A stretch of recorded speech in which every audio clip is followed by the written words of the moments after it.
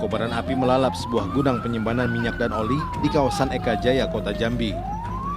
Api dengan cepat membakar drum minyak dan oli hingga menimbulkan beberapa kali ledakan.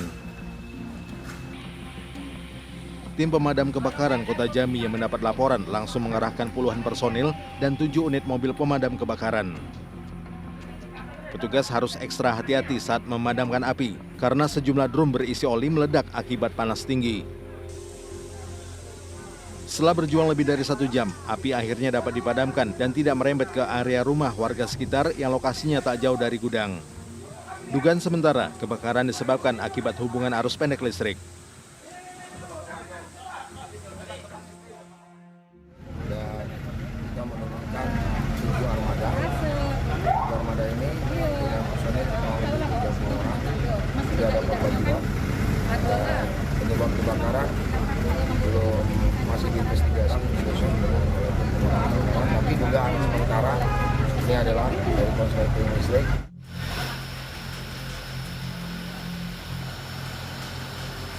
Kasus kebakaran ini kini ditangani Polresta Jambi guna mengetahui penyebab pasti kebakaran. Dari Jambi, Komalasari untuk CSI, RTV. Tak mau bertanggung jawab usai menghamili, seorang pria di Serang, Banten tega membunuh kekasihnya dan jasadnya dimutilasi. Sementara hanya karena bersenggolan di jalan, geng motor di Padang, Sumatera Barat menganiaya pengendara motor lain. Sahabat, inilah catatan seputar investigasi bersama saya, Pramadika Samudra.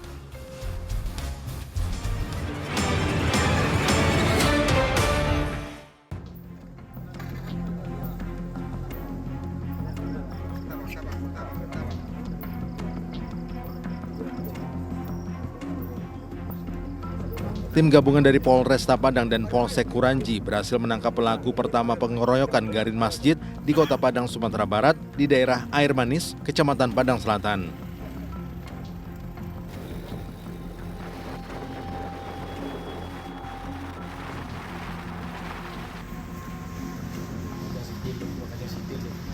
Tim kemudian bergerak ke daerah Mata Air dan mengamankan pelaku kedua. Pelaku ditangkap tanpa berkutik di rumahnya.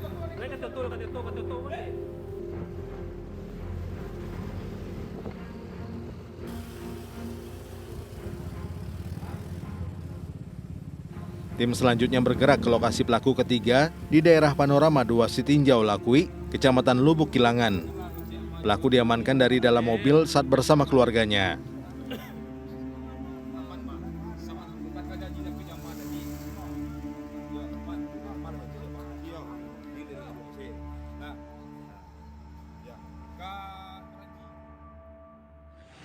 Untuk korban memang sayang, cuman kita dalami lagi untuk keterlibatan atau dari kedua belah sisi. Untuk korban yang dialami itu luka pada lengan pada bagian jari, nyari putus, sehingga saat ini masih dalam perawatan di RSUD.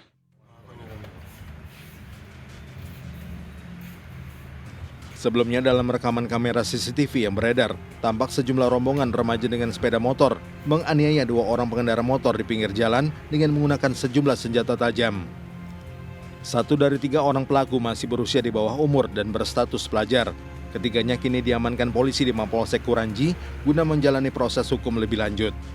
Dari Padang, Sumatera Barat, Juabdi Nursyah untuk CSI, RTV. 3 mobil polisi dari Satreskrim Polres Metro Depok dicegat massa saat menangkap pelaku penyerobotan lahan dan juga kepemilikan senjata api.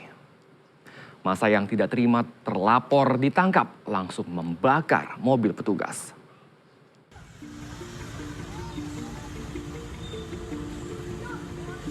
Mobil personel Satreskrim Polres Metro Depok ini dibakar massa di kawasan Pondok Rangon, Harjamukti. Insiden bermula saat petugas hendak menangkap TS, terlapor kasus penyerobotan lahan dan kepemilikan senjata api. Saat terlapor akan dibawa, massa mencegat mobil dan merusak 3 dari 4 mobil personel polisi. Sudah ada yang diamankan tapi Bang? Sementara untuk menjaga kondisivitas kami belum melakukan arah ke sana. Yang penting seseorang yang kami amankan dini hari tadi dapat diambil keterangannya untuk melanjutkan proses penyidikan tindak pidana perkaranya dulu. TS diduga melakukan penyerobotan lahan yang dimiliki oleh perusahaan properti, menghalangi pembangunan, dan justru memanfaatkan lahan untuk kepentingan pribadi. Tidak ada korban dalam peristiwa ini.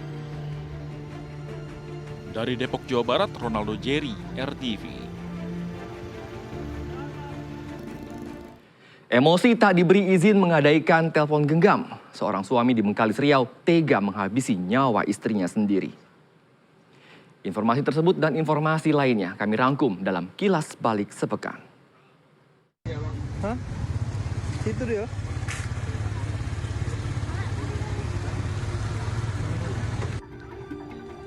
Warga di Jalan Gejah Mada, Bengkalis Riau digegerkan dengan tewasnya Susilawati dengan kondisi bersimbah darah di dapur rumahnya. Korban tewas akibat dibunuh suaminya sendiri bernama Nali.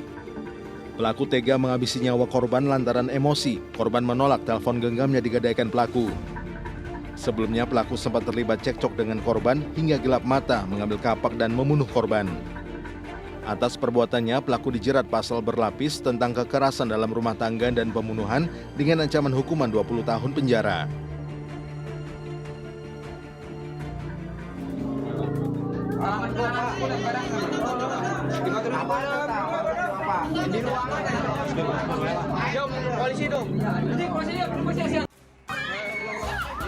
Pria berinisial KP hanya bisa pasrah saat warga desa Lebakwangi yang geram terus menganiayanya. KP sebelumnya tertangkap saat menjamret handphone milik anak di bawah umur yang sedang asik bermain di depan warung.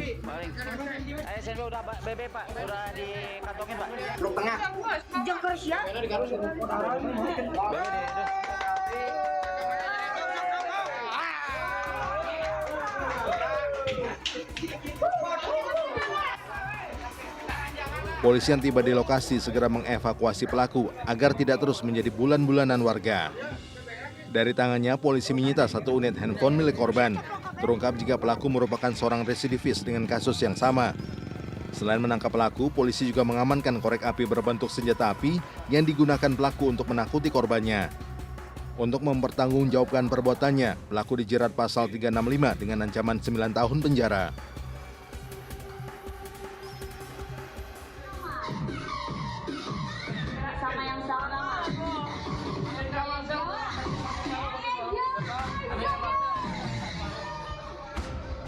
Video berdurasi sekitar 25 detik ini memperlihatkan sebanyak 14 penghuni rumah tahanan Sialang Bungkuk, Pekanbaru Riau sedang berjoget dan mendengarkan musik di dalam sel. Selain berjoget, diduga para tahanan itu juga sedang pesta narkoba.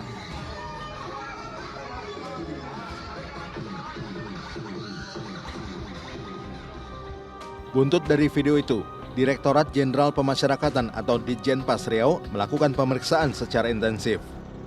Pegawai rutan yang terbukti terlibat akan diberi sanksi tegas sesuai hukum yang berlaku.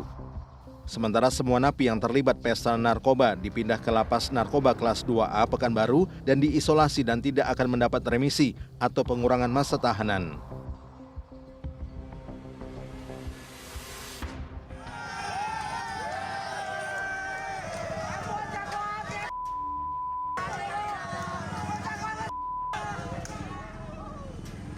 Bentrokan terjadi antara kelompok ormas dan sejumlah debt kolektor di Jalan Raya Bogor kilometer 37, Sukmajaya, Depok, Jawa Barat.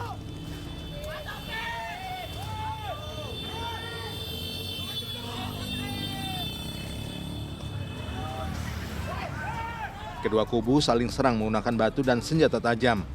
Akibat bentrokan, lalu lintas di sekitar lokasi sempat macet total.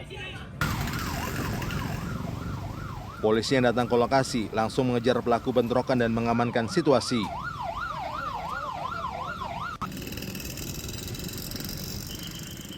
Sementara bentrokan diduga dipicu masalah penarikan motor. Tidak ada korban jiwa maupun luka dari bentrokan itu. Sebanyak 7 orang beserta barang bukti diamankan polisi dan dibawa ke Polres Metro Depok untuk pemeriksaan lebih lanjut.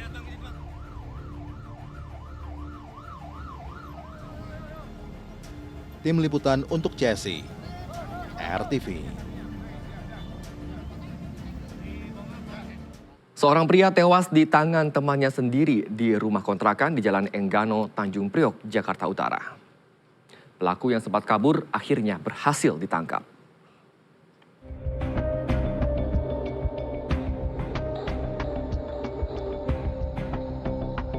Warga Jalan Enggano, Tanjung Priok, Jakarta Utara digemparkan dengan bercak darah di depan pintu rumah kontrakan. Setelah warga memeriksa ke dalam kontrakan, ternyata penghuninya Laude Hairudin, usia 27 tahun, ditemukan di ruang tamu dalam keadaan berlumuran darah. Korban sempat dilarikan ke rumah sakit Koja, Jakarta Utara, namun naas nyawanya tak tertolong. Polisi yang mendapat laporan langsung mendatangi lokasi kejadian dan melakukan olah tempat kejadian perkara. Pelaku yang sempat kabur dan bersembunyi di kawasan Cilincing, Jakarta Utara, akhirnya berhasil ditangkap polisi. Pelaku diketahui merupakan teman korban sendiri yang kini motifnya masih dalam penyelidikan pihak kepolisian.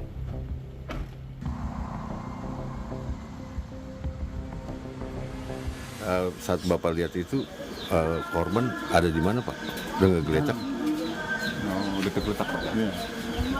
Kondisinya seperti apa yang Bapak lihat? Ngelempar minta tolong rasanya. Ada 4 orang di sini.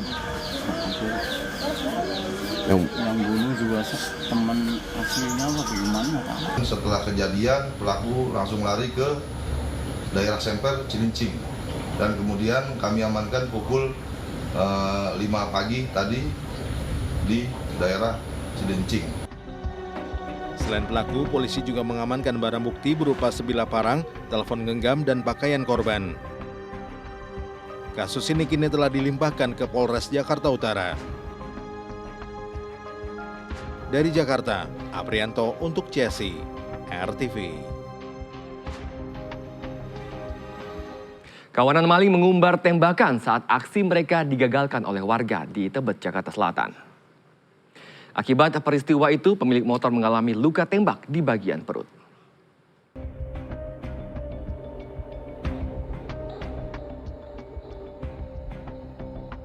Rekaman CCTV ini memperlihatkan 2 dari 3 kawanan maling menggasak 2 sepeda motor yang terparkir di Gang Merpati 4, Menteng Dalam, Tebet, Jakarta Selatan.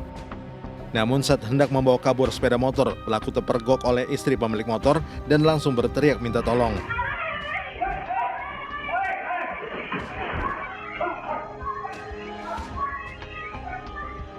Korban bahkan sempat terjatuh ketika berusaha mempertahankan sepeda motor dari tangan pelaku.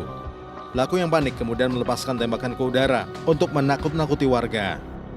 Namun tindakan itu tidak membuat warga gentar dan terus mengejar hingga pelaku kembali melepaskan tembakan dan mengenai bagian perut sebelah kiri pemilik sepeda motor.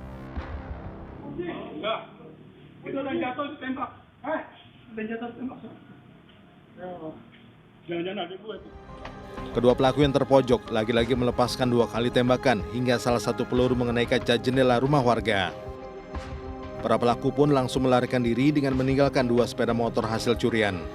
Sementara korban harus menjalani operasi dan kini dirawat di RSCM Jakarta Pusat akibat luka tembak di bagian perut. Itu maling jatuh tersungkur, langsung dia buang tembakan ke arah ke saya. Saya juga nggak tahu itu karena saya punya ilmu atau tidak, yang jelas saya selamat dari tembakan utama. Baru kena rumah yang sedang ada di orang itu. Polisi juga telah melakukan olah tempat kejadian perkara dan menyita 3 selongsong peluru serta 1 kunci letter T yang tertinggal di sepeda motor. Dari Jakarta, Hendra Aryadi untuk CSI, RTV. Sahabat, berkendara dengan selamat di jalan raya tidak hanya membutuhkan keahlian, namun juga kewaspadaan dan kepatuhan dalam berlalu lintas. Dan berikut tips dari Brigadir Susan agar kita terhindar dari maut di jalan raya.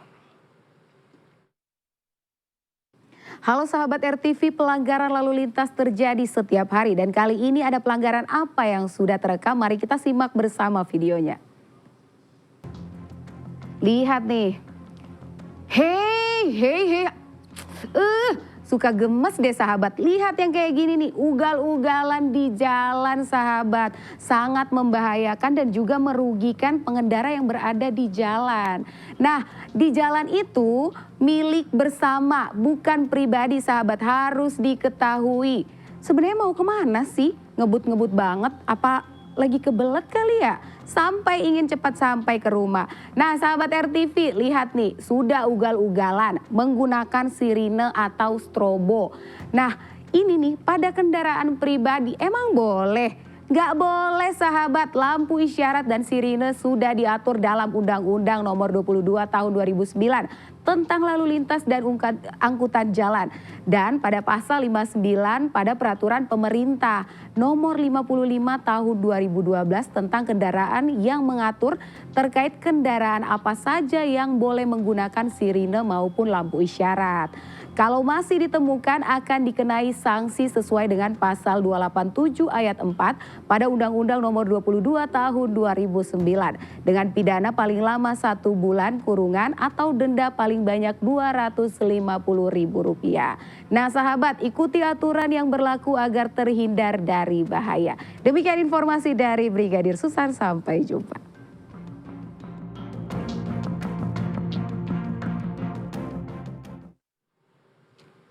Polisi menangkap pelaku pembunuhan terhadap seorang perempuan yang jasadnya dimutilasi di Kabupaten Serang, Banten. Motif pembunuhan diketahui lantaran pelaku menghamili korban dan tak mau bertanggung jawab.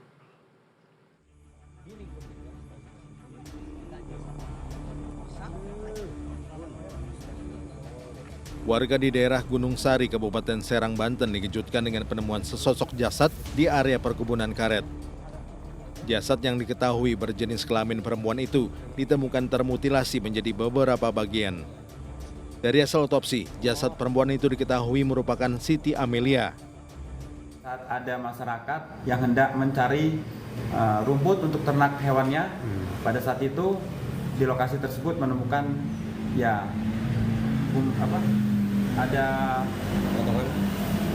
ada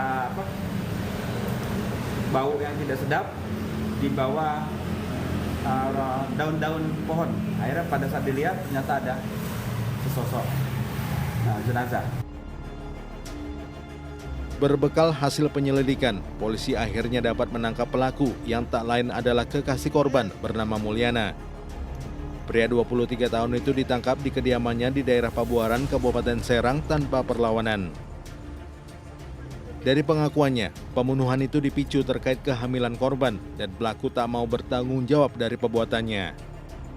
Sebelum pembunuhan terjadi, pelaku berpura-pura mengajak korban makan. Pelaku kemudian membawa korban ke kebun karet dan membunuh hingga memutilasi korban. Hingga kini kasus ini masih dalam penanganan Polsek Pabuaran. Dari Serang, Banten, Herbert Marbun untuk CSI RTV. Sahabat, kejahatan selalu ada di sekitar kita dan kewaspadaan jadi satu-satunya cara menghindarkan diri dari bahaya. Saksikan catatan seputar investigasi setiap Senin hingga Jumat pukul 23.30 waktu Indonesia Barat. Dan jangan lupa untuk subscribe akun YouTube catatan seputar investigasi untuk mendapatkan informasi kriminal lainnya. Saya Pramadika Samudra, terima kasih. Sampai jumpa.